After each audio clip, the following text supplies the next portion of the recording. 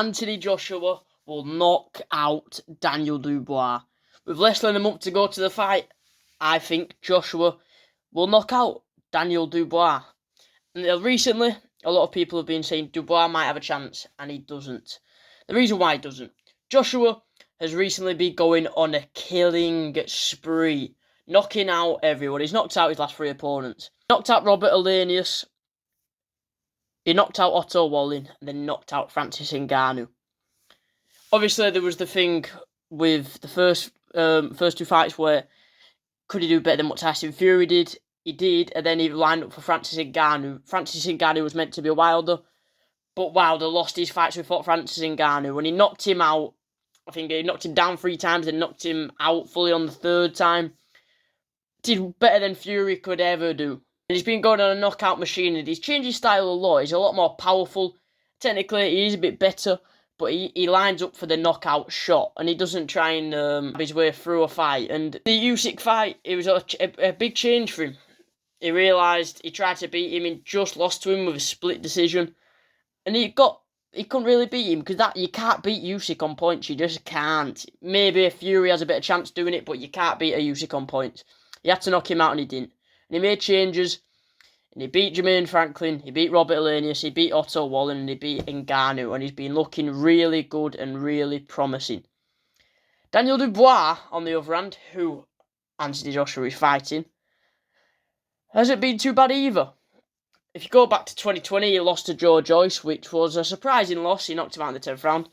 And then he was going slowly rising until he lined up a fight for Alexander Usyk, which he lost by knockout. But he did have some glimpses of hope with that body shot, which is the most anyone's troubled Usyk recently.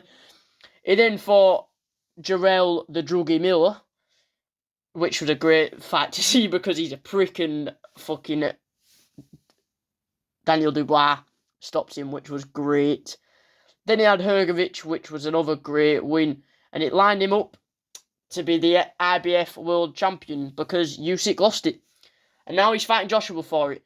And the reason why I think Joshua is going to win by knockout, he's faster than him, and he's got more experience than him. I think recently he's on better form than Daniel Dubois is. Daniel Dubois is on good form, don't get me wrong. But Joshua is on way better form than him. And if you look at the ages, Daniel Dubois is 26. Anthony Joshua, 34. So he's 8 years older than him. He's literally a whole generation older than him. I mean, there's a big age difference between them both. And the amount of experience Joshua's got above him is a lot. He's obviously been to the Olympics, and he's 2-time world champion, Joshua. Daniel Dubois, he hasn't done that yet. He's 1-time world champion, but this is the real title fight, because I won't say Daniel Dubois is the title holder. They are both fighting for the IBF title.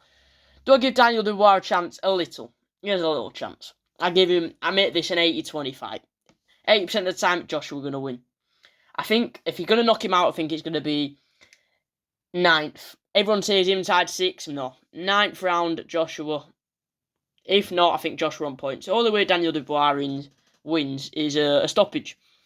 I don't think that Daniel Dubois is good enough to beat Joshua on point. Joshua is technically too much better than Daniel Dubois.